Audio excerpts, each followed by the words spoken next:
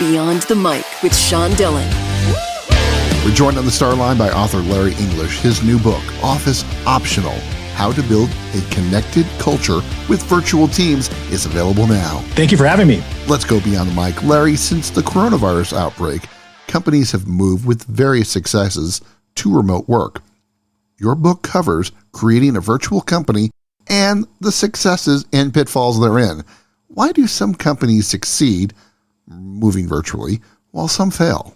I'll give you two kind of key issues that I see, the mistakes that I see being made. So one is not trusting your employees. We've worked with thousands of employees over the last 20 years in a remote environment, and I can count on my hands how many times we've had a situation where people were not intentionally working. What I see companies doing is they'll put in software that monitors if the employee is sitting at their desk or how many clicks they're doing or what websites they're going to. It is the exact wrong approach to take. If you trust your employees and give them a lot of leeway and to take advantage of remote so they have flexibility in their day, they're going to work way harder. And there's actually been a lot of studies done on it, and there's an ROI to it. If you trust your employees, it leads to happier employees, which lead to more engaged employees, which they take better care of your customers.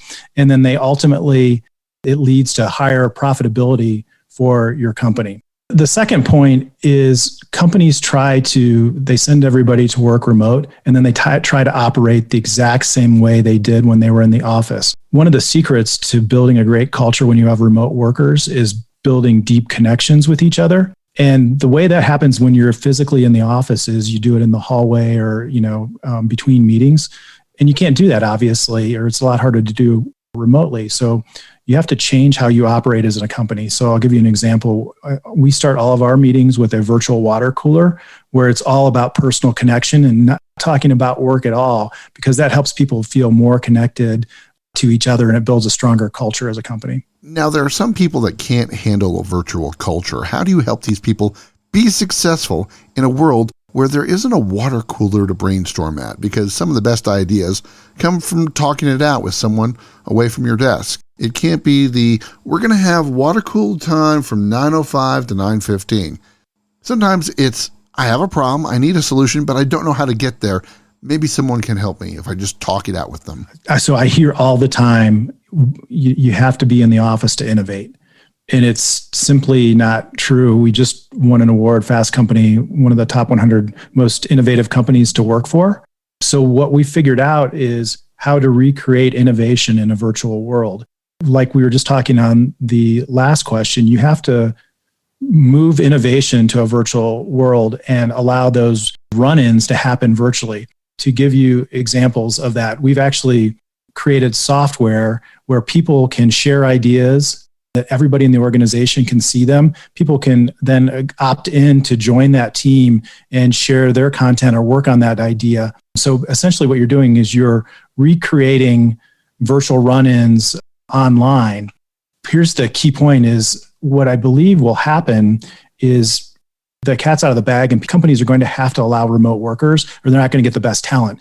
And you don't want to constrict your organization on innovation by just saying the only way we're going to innovate is if two people are in the same office together. So you want to get great at it, because in the future of where we're going to, that your best and brightest are going to be all over the world. You want them to be able to collaborate and innovate virtually. When you graduated Miami University with a BS in applied science and system analysis, did you ever think that you and a couple friends would be co-founding a consulting firm with non-centralized workers all over the world? No. Obviously not. I don't know what I was thinking when I graduated college. I was just happy to have a job. But what's really fascinating is when we came up with this idea, it was not about saving money on office space. We were trying to think about how to create a company that hadn't existed before and how to have the best experience for our employees. And we came up with the idea. We thought that if they could work remotely and have more flexibility in their lives, they were going to be happier. And that's what happened. And then we started to see the trends where the technology was getting better and better for people to collaborate. We started to see that companies were becoming more accepting of it. We thought 10 years out, this was the way that everybody was going to work. And then the pandemic happened and you saw 10 years of innovation happen in 3 months. And now everybody's kind of there. How have your 4 sons tackled the coronavirus quarantine? Well, 2 of the 4 have had it. 2 of them got it in college. And the first one this was right when coronavirus was happening, when it all came out, and not a lot was not known. And so we were super scared and nervous for him, and we could not, we would go see him every day, but we'd sit 20 feet apart with masks on, and you couldn't hug him, and it was terrible. And then fast forward, the second kid went back to college this fall and got it right away, and he had to quarantine, and he was all with his buddies, and they were having fun, and we were much less scared. And so my third kid, I just dropped him off at college, and I'm certain he will get it, because the kids are not, it's really hard to tell these college kids, hey, don't talk to each other. And some of our employees have lost family members as a result of COVID. So it has been super hard. And so we've had to lean on each other. I'm so grateful that my kids are okay. I don't think there's any long-term implications of it. But I'm ready for a vaccine to come so that we can get back to normal. Trust is an important factor in remote work. You have to be able to trust your employees will get the work done while giving them the freedom to do it on their own time. How is trust so important for companies to succeed with remote work? Trust underlies great cultures. And so you could have a remote company where you're monitoring everybody and it's Big Brother, but you're not going to have a great culture. As I was mentioned before, there's also been a lot of studies done. If you have a great culture, you outperform other companies by a factor of 5 in terms of profitability. So it starts with trust, whether your company is remote or not, and that is what is eventually going to lead to a great culture. Now, one problem I've discovered in working from home during COVID is the lack of time talking to coworkers about their lives, families, the things that bind teams together. How do you solve those team building exercises while remaining 6 feet apart, or in some cases, much farther away? Sure. So you have to build in those connections and those opportunities for connections into how you operate. The other thing that you have to do is we've learned that we have to train our leadership to be good leaders of virtual employees, because it's a different skill set. And we have to train all of our employees to be great virtual employees. And what does that mean? Well, what's different than, say, if you're going to a physical office, and those companies that are used to doing that, is we go out of our way to focus on personal connection. So we do things, we train people to model vulnerability, because being vulnerable is the shortcut to trust. We teach people, we actually have exercises that allow people to share what they're comfortable sharing about their personal life. But once you do that, you build a stronger connection with people, and then your team performs better. And around leadership, virtual employees can get disconnected really, really fast. I could sit in my office all day and not call anybody. You have to go out of your way to more regularly check in with all of your team members and the people that report to you. And it's not about business necessarily. It's also about making a connection with them on a personal level and check in and see how they're feeling. When someone comes in that just doesn't fit, how do you eliminate the mismatch without hurting your existing superstars? I love this question, because there is such a temptation. So culture is so important to us that when we hire, we screen for 50% of the time on skills and 50% on culture. And what we've seen, and so it's super easy in business. You run into this, oh my gosh, this guy's a rainmaker. We've got to have him. Well, he doesn't, he makes everybody else mad. He doesn't work very well with everybody, but we're going to hire him. And what happens is the second you start to compromise on hiring people that don't match your culture, it impacts everybody else. It's a slippery slope, and your culture starts to degrade. Now, the real test, if you really value culture, is sticking to your guns and only hiring people that match your culture, because what's going to happen is you're actually going to grow slower, because you can't find everybody that's a culture fit. Now, what do you do when you have someone who has a talent deficit but has a work ethic that overcomes that talent shortage? Well, for us, we try to give people the benefit of the doubt. So if we have a performance issue, we try to figure out what is the core issue for that, and let's give that person an opportunity to get better. Let's give them the resources to do that. A lot of companies will just say, "Oh my gosh, hey, this person isn't performing. Get rid of them." And we try to make a commitment that we hire people for life. And so we're really careful on the front end. And so if somebody comes in, they certainly have all the culture fit, maybe they've gotten into a new role and it's not the right thing for them. We want to figure that out and give them every opportunity. And then we might get to the point where we both kind of mutually agree, hey, this isn't working out. We take care of them as they leave. But what happens is everybody sees that. And so everybody knows that if I do my best, they're going to take care of me. And so you have much stronger loyalty in your organization and you have lower turnover. Now, how has loyalty made your company so strong? And how can you teach loyalty to companies who might be in it just for the bucks? Well, I don't think they will have loyalty if they are. So there's a lot of things that you can do. I'll give you an example of the pandemic. So when the pandemic hit, we're a consulting organization. So oftentimes the first thing that'll be cut in a company's budget is discretionary spend, like consulting dollars. And so we saw companies pull back right away because there was just so much uncertainty. So those first 2 weeks after it happened, we're like, this could be really bad. And we were transparent with everybody in the organization, all 1,000 people. We said, hey guys, we don't know what's going to happen. Here are the triggers for us. If these financial things happen or we see these things, we're going to have to do furloughs or salary reductions, and we'll be transparent every week with you about how we're doing. And so we did lose a couple people who are like, well, I'm not getting my salary reduced, so I'm going to go find another job.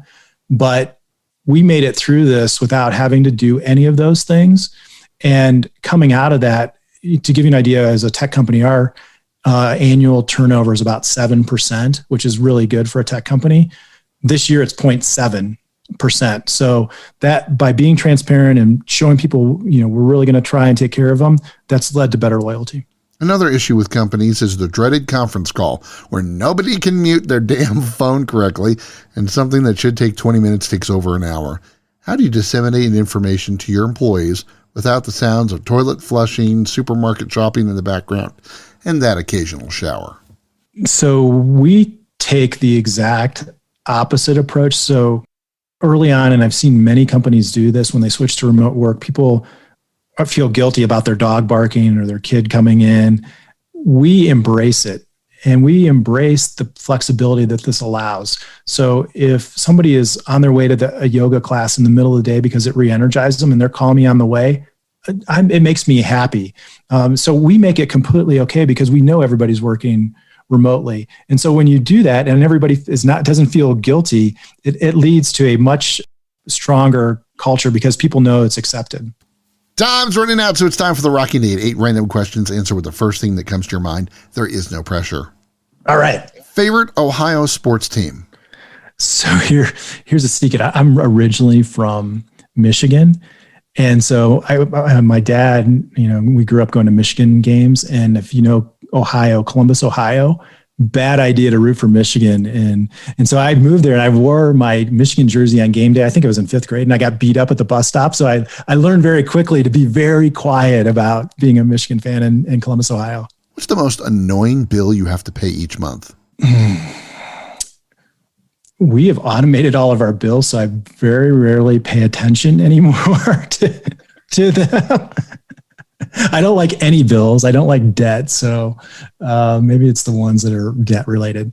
One of your company's traditions is to sneak embarrassing photos from high school or something that you just don't want everyone to see into company's meetings to loosen things up. What's the photo they use for you? They've used a lot. There's a lot of material there, but I had, there's one that I have like these really big glasses that are clearly out of date. And that's gotten a lot of mileage for them. Now you've backpacked all over the world. Where was the best and worst place in that trip? I get that question all the time. And there's so many places I loved. It's really hard to pick a best or favorite place. I'll give you a few. So we climbed Kilimanjaro and went on safari.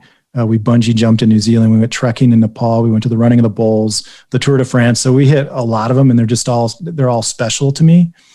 And the worst place, let me think about it. Well, I will tell you, I freaked out when we went to Africa because there was malaria, and mosquitoes everywhere. And my wife handled it much, much better than I did. I'm embarrassed to say. I know you like them. So what's the best Beatles song of all time? Ooh, wow. All you need is love. What's one thing you do that annoys your loving wife of many, many years to no end? How much time do we have? You got to pick one. The number one thing that I do that I've been really working hard on is to stop rolling my eyes. It's involuntary. She'll say something, I'll roll my eyes, and I don't even know I'm doing it. You're vice chairman of the board of the Mount Carmel Health System. What's the one challenge you see, other than COVID, in healthcare that we will be tackling in the next decade? Oh my gosh. You talk about an industry that is so ripe for disruption. It is going to be transformative. What's really interesting is, so they're a hospital or in the provider space. All the tech companies and all the companies that are outside of healthcare are like, hey, you guys haven't figured out how to reduce costs and fix quality of care. We're going to go do that for you because you can't seem to innovate on your own. And so I think you're going to see just all of these non-traditional players change how healthcare is delivered. But I'm optimistic because I think it's going to make it so much better how we provide care in the United States. When will the U.S. men's national soccer team get to a World Cup final? And will they do it in your lifetime? So Greg Berhalter was my neighbor before he accepted the job. And his son actually has been to my house. He's kicks the ball so hard he's broken blinds in my house. And I don't think I ever got compensated from Greg. I need to talk to him about that. In my lifetime, I think it's possible in my lifetime. I have two soccer players, and so I've seen 1 billion soccer games, and I didn't grow up playing soccer, so I have great appreciation for the game now. It's just it is gaining traction, but the other big sports are just so, big in the United States. That is such momentum it's hard to overcome. So maybe, I'm not 50-50 maybe. Larry, where can people find the book? The easiest way to find me is larryenglish.net, and then it is out on Amazon and Barnes & Noble for purchase. His favorite Beatles song is All You Need Is Love. Actually was beat up for wearing a Michigan jersey in Ohio. He wants you to read Office Optional, How to Build a Connected Culture with Virtual Teams. Author Larry English, thanks for taking the time to talk with me today. Super fun. Thank you for having me. And that, my friends, is Beyond the Mic.